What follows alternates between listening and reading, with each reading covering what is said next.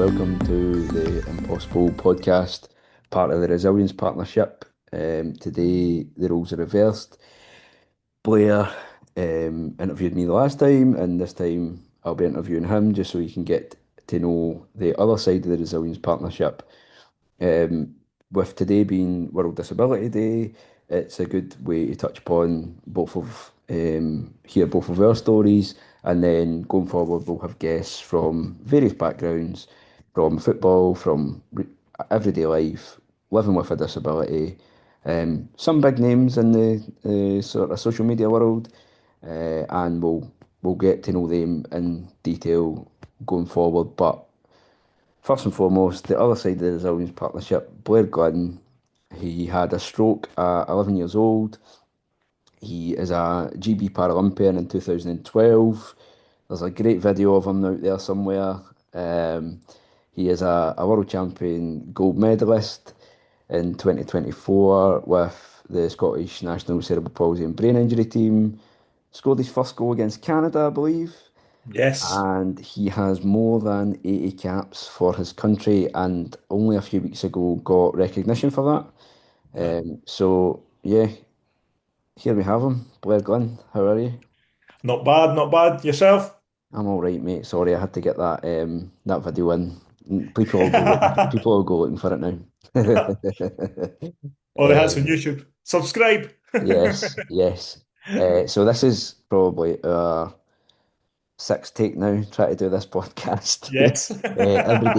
Everyday life got in the way, and just for the last 10 minutes, we've been sitting and not pressed record. So we're That's still my fault. learning. We're still learning. So anyway, going back in time, Blair, to your 11, can you take us back to the moment that you had your stroke and how it's made you the man you are today?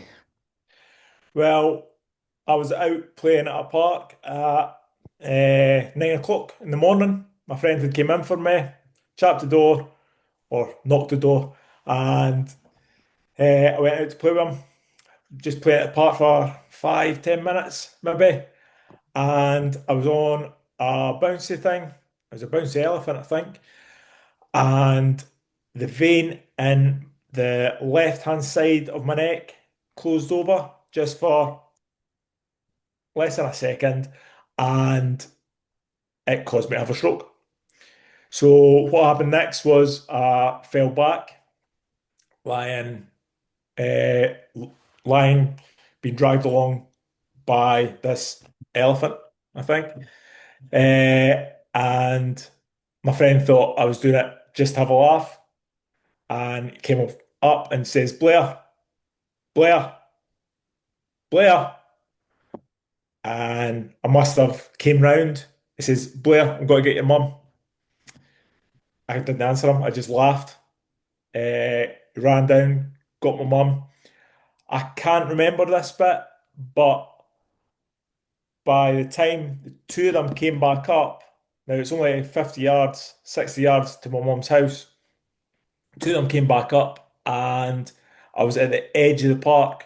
So I must have army crawled along towards the edge of the park. I was lifted up on both of our shoulders and dragged into the house. My friend then slipped away because being, I think he was 10 at the time, year old boy, and seeing that must have caused, I don't know what it's done to him, but he's all right now. He's all right now. Uh, but so I was sitting up against the wall, on the ground, obviously, and my mum phoned the doctor. But I kept falling down to my right hand side, and the doctor was coming up. My mum phoned my auntie and uncle, who then came up. My dad was working at the time, and my uncle opened the door. I can remember him opening the door and saying, "What have you been? What have you been doing? What is it?" And laughing, falling down to my right hand side, and going out of consciousness. Next thing I can remember is being in the ambulance and my mum sitting down the end of my bed, praying and wishing that I was all right. Are you okay, Blair? Wake up, Blair. Wake up. And me just waking up, laughing, and going back out consciousness. And I done that two, three times, maybe. I can't really remember. But the next thing was we stopped at the hospital, sick kids, the old sick kids in Edinburgh. My dad, who was a fireman at the time, opened the back of the ambulance and said, "What have you done? What have you done?" With a smile on his face. And we're just laughing at him and going out of consciousness. I was then taken into the I the intensive Yeah. care ward, and I was in there for a month with mum and dad both sitting by my bed. I've got a wee brother as well, so my mum had to go home, make sure he was doing okay. My aunties, my uncles, they all looked after him. My cousins all looked after him. But my dad stayed there 24/7. My dad was given a bed at the hospital, and my dad didn't leave my side, so I'm thankful for that. After being in there for a month, I then got moved down to Ward 7, which is a brain specialist unit.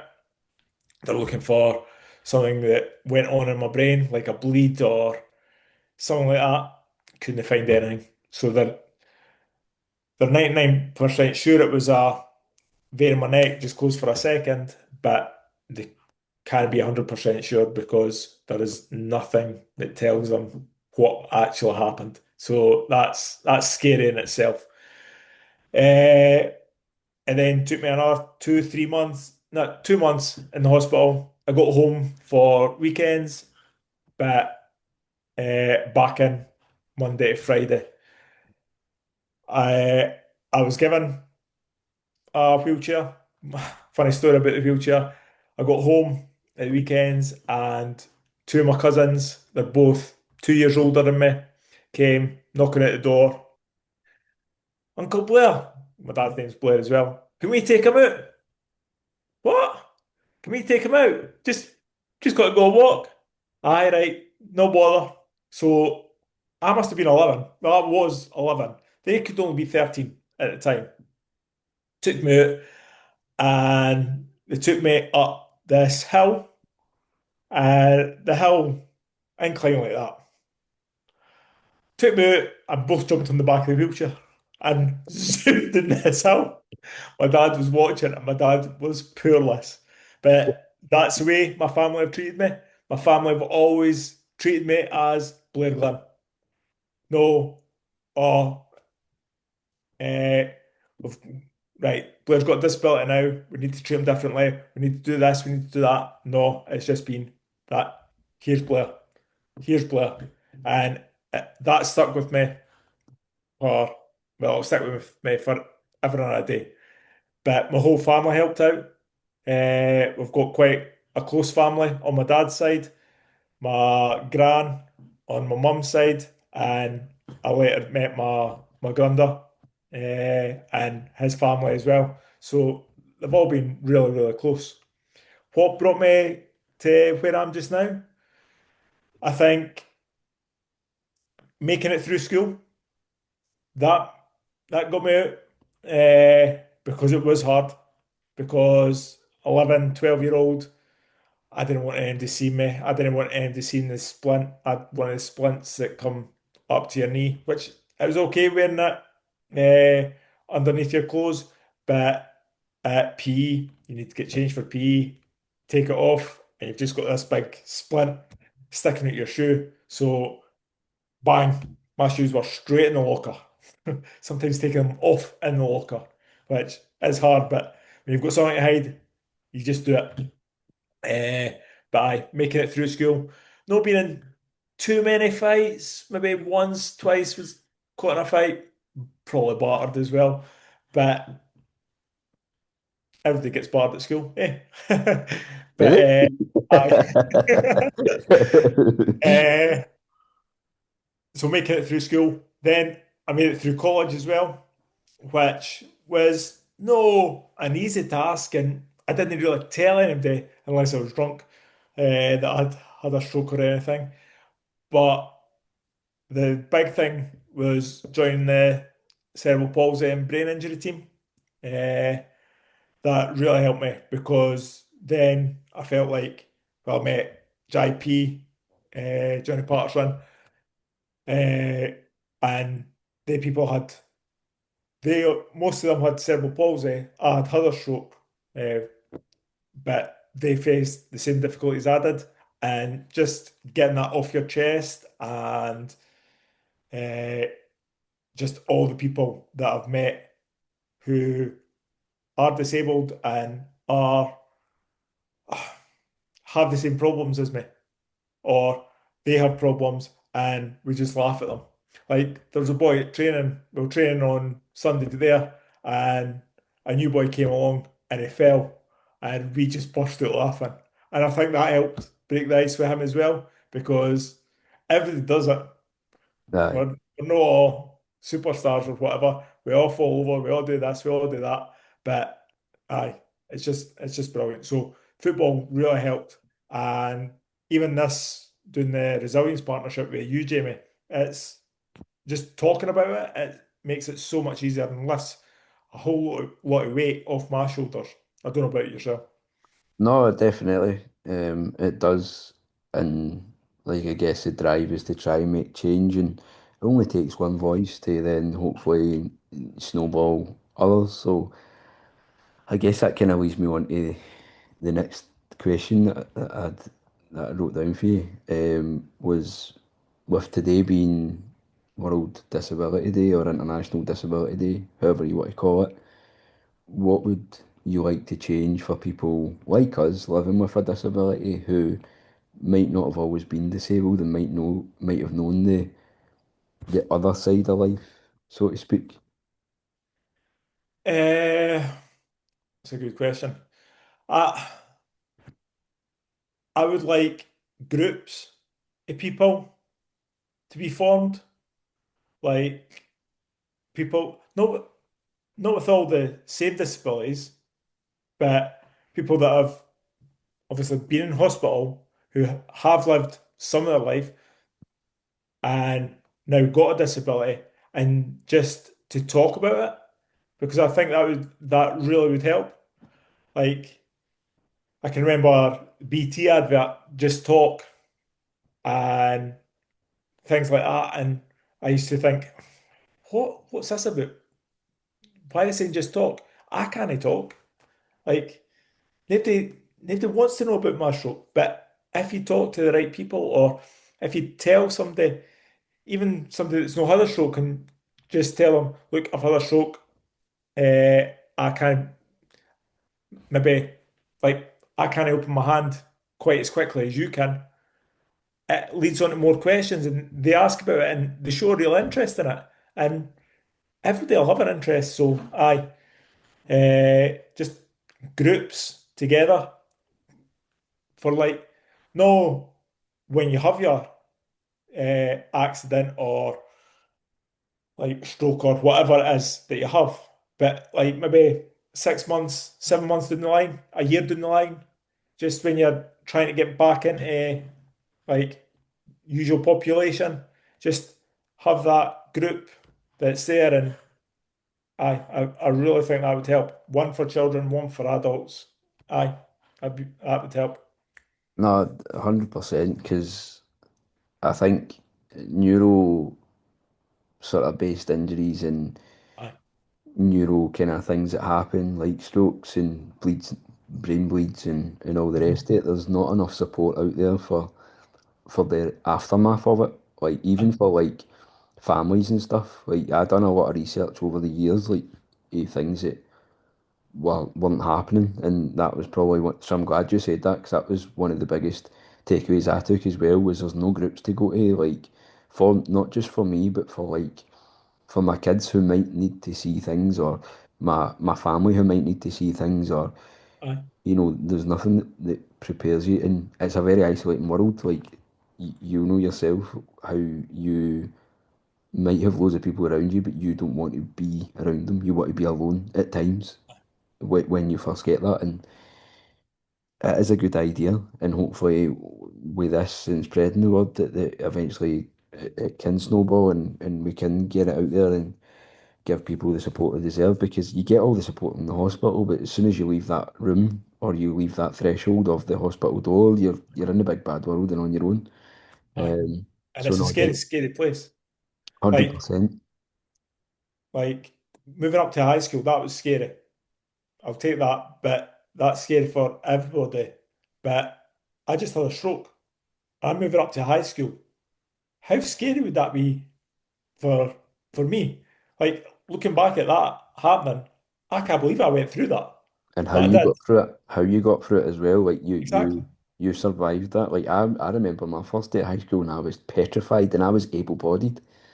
You know what I Exactly. mean? Like, and so for you to have that, like just as you're going into high school, and then when you speak about like the changing rooms and the PE, I used to like wait until everybody was out the room until I get ready because I was like I was dead. I'm still a tiny, right? But I, like I was always the wee man, and Aye, like the wee man's easily picked on because you're short. aye, So I used to always like wait until all the big guys were out the way, and then I'd quickly get ready and run in late. Like just so I can imagine like when you were saying about like hiding aye, because you didn't want people like probably similar feelings of I don't want people to see me. aye. It was much the same, much the same. And even like I'd leave my splint in the house if I had PE that day. Hmm. But you could tell when I was walking without my splint. And my dad used to come up to me and absolutely kill me. Like if he saw me walking out, he was be like, "What are you doing? What are you doing? You've got that for a reason." I'm like, "Dad, I had PE." He's like, "I'm not caring." Aye. And I think I know that's him just loving me and wanting the best for me, but the way he did love me has helped shape me Hmm. into. I'll give you an example. On Sunday, Billy was talking at the end of training, and my two boys who I've got just now were fighting just past Billy, and I just went, "Hi, stop it!" I must have made Billy shit yourself. The way he looked around, he just looked around like as if like Like, all right, okay. I think it stopped. No, no, I know. Just Aye. So I'm much the same. fair enough. But Just aye. Groups would be a big, massive thing. And not just for me, for like my family and like my ex-wife, my new partner, or anything like that, whoever she may be, just to go and sit and talk to somebody, mhm. just so like she might think she's got enough knowledge, or even for my mum to go to just now and be like, look, I've been at that. My son's had a stroke. Oh God Almighty, I'm nearly 40. That 29 years ago or whatever. This is how I felt. This is what you felt. This is what we done. I don't know if you want to try the same stuff like that. It I normalizes think it's it as awesome. well. It makes it normal, Aye, and the more normalized it becomes, then the more inclusive the world becomes for people because they've got a bit aye, more understanding. But no, 100% agree with you on that. But aye. just when you're talking about training, obviously you're still kicking a ball, um, Or a person. and probably will still be kicking a ball for a few years to come. But um, how does it feel to not just be a gold medalist at the World Championships, but also to represent GB and at a Paralympic Games? When you think back to, you know, like your school days and being terrified of getting through it, like, could you ever imagine that? No, no. Uh, what I used to do was I used to get a ball, the big, the, the big massive green space like park at the back of my mum and dad's, and I used to either go with my wee brother and his friends because they didn't ask any questions. So I was all right there. Or just go out myself. And I used to just kick the ball up in the air and I used to try and bring it down with my feet, or I just used to stick the head in it. And that's why I used to get the header in the ball. Uh, but I used to think, oh, if I played for Scotland, I could do this, I could do that. If I played for a school, I could do this, I could do that. If I played for uh, a football team, I could do this, I could do that. Now, I did play for a football team, but because I'd had a stroke, I was lucky if I got the last 5 minutes. I only got 2, 3 minutes game if I got a game. So I used to train with them, but didn't used to play. Uh, but aye, so playing for Scotland and Great Britain was the furthest thing from my mind. And I can remember the day I found the Scotland football team. I was looking for Scotland tickets. I think we were playing Cyprus or something like that. It wasn't such a big game, but there was none. But there was a bit that said disability. Now, I'd never considered myself to have a disability. I thought I'm normal. I'm normal. But I just clicked it for some strange reason. I don't know why. Clicked it and it said, get in touch with us if you've got cerebral palsy, brain injury, or if you've had a stroke. And I thought, well, wait a minute, I've had a stroke, so may as well get in touch with them. Gave me an email address, so I sent an email away. The email came back and it says, right, can you meet Greg at Meadowmill, which is just down the road for me in East Lothian. If you meet Greg there, he'll have a look at you and we'll decide if we want you to join the Scotland team. Now, a Scotland manager coming to look at me. I was like, no baddie. But I wasn't too sure if it would be like we, or he's not had a shot at the ball, give him a shot at the ball.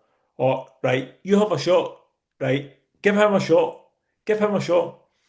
So, anyway, I went into the meeting, well, the trial, if you like, and passed a few balls to Greg, left foot and right foot.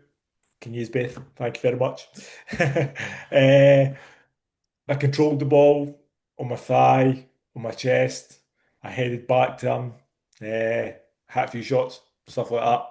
And that took about 5, 10 minutes. He says, wait there, just to make a call. Made a call, came back to me and says, right, do you want to come up to Glasgow, team's training? Aye, right, no bother. I think 3, 4 weeks later, I was playing for Scotland against Denmark at Torre Glen, and I couldn't believe it. Couldn't believe it. And that was 2010. 2012, I was walking out against Brazil in the very first Paralympic game, and that was unbelievable. Unbelievable. So I had no clue. I had no clue what I could do. But look where I am now. Look where I Amazing. am now. I know, and you're still kicking a ball. Still. Aye. Or a person.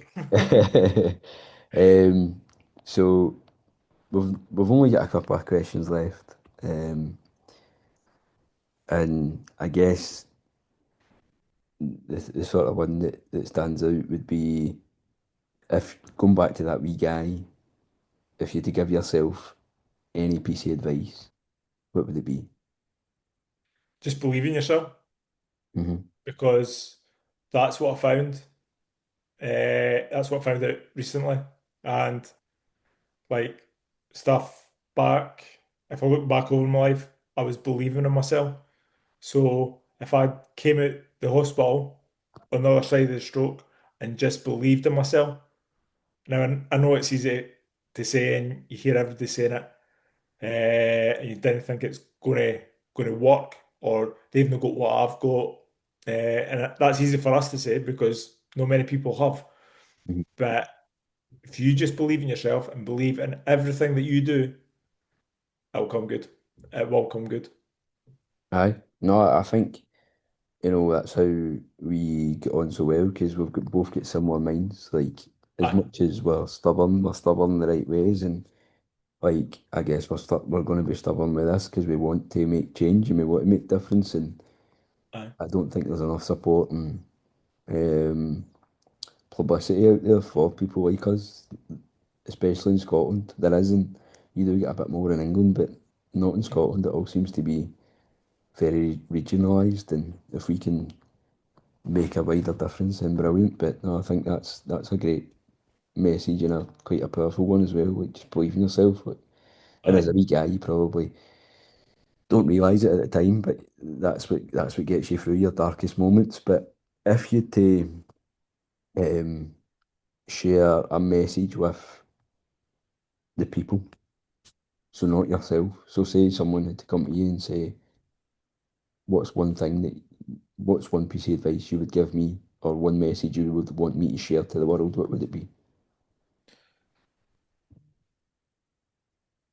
Just treat everyone as an equal. So it doesn't matter what colour their skin is, what's wrong, what if they're disabled or anything. Just Mhm. treat them as an equal. Because I bet you people have got so many stories to tell, and everybody could be so interesting if you just asked them and you Exactly. just sat down and waited for them to talk. Maybe they've got speech difficulties, maybe they can't talk to people. But if you're there and you're saying, look, what's your story? Because that's what I was asked. I was asked, what's your story? And I say, oh, doesn't matter, doesn't matter. But as soon as I share my story, 10 ton weight lifted off my shoulders. And just if you can be nice to at least one or two people, it can make a massive difference in their lives because you don't know what they're going through. Everybody's 100%. got everybody's got shit that they're going through. Hmm. But if you can be that person that they can come in and say, "Hey, listen, I've got this. I really need to talk about it." Aye, go ahead, just talk about it. But Brilliant. aye, just listen to everybody. Do you know, I read a quote the day, and it was because I was looking at different things about the World Disability Day and seeing how, just reading different people's stories to see Aye, how others live, and somebody had put up a quote, and it was the only disability in the world is the ability of people to see the true person behind it. And I thought that's actually that's true. Like aye, people, you get masked or you get labelled, but you're still a person, you're still human. And I guess that's what got you through your stroke and everyone treating you just as is. aye, And in a way, my stubbornness of not wanting to be treated differently got me through. I might have aye. lost people along the way, but it got me through. I lost And people too. I've lost hundreds and hundreds of people. Or like some folk learn that I've had a stroke and then they're like, nah, we can't be mates with him. Mhm. And now I'm just like, all right, if you want to go that way, on you go. And that's what makes you you. And Aye, aye, it's just that's a great message. But no, it is, if people can just see the person behind the label, so to speak, then the world would be a better place. And there's probably thousands of stories unheard because nobody shows time or interest aye. in them. But just my final question, Blair, because we'll need to wrap this up. Who was your football hero growing up? So before I had my stroke, my dad was still playing, and it used to be a guy called Graham Harvey. He played Mhm. for Dundee, Hibs, and Airdrie. Right. Uh, Okay. but he was my dad's best friend. Right. So, aye, Okay. I thought that was you were Graham going Harvey. to. I thought you were going to tell us you were going to be a Hibby and not a Jambo there. No, no, no, no, no. Never label me that again. uh, but him and I'd have to say Rudy Scatchell and Vidic. because he just goes through absolutely anything just to win that ball. And that's your inspiration. That's your I'd like to inspiration. think I do the same. Aye, no, perfect. And you know something, I could probably see elements of that. There's no stopping you in it, but no, Blair, it's been obviously this is now us done our second podcast. People will now know a bit more about us. Yes. So next time they watch this, we will be having Johnny Patterson on the show. Um, Yes. Can't Johnny, wait. Johnny, obviously for people that don't know, Johnny is a GB Paralympian as well. The most capped, Triple.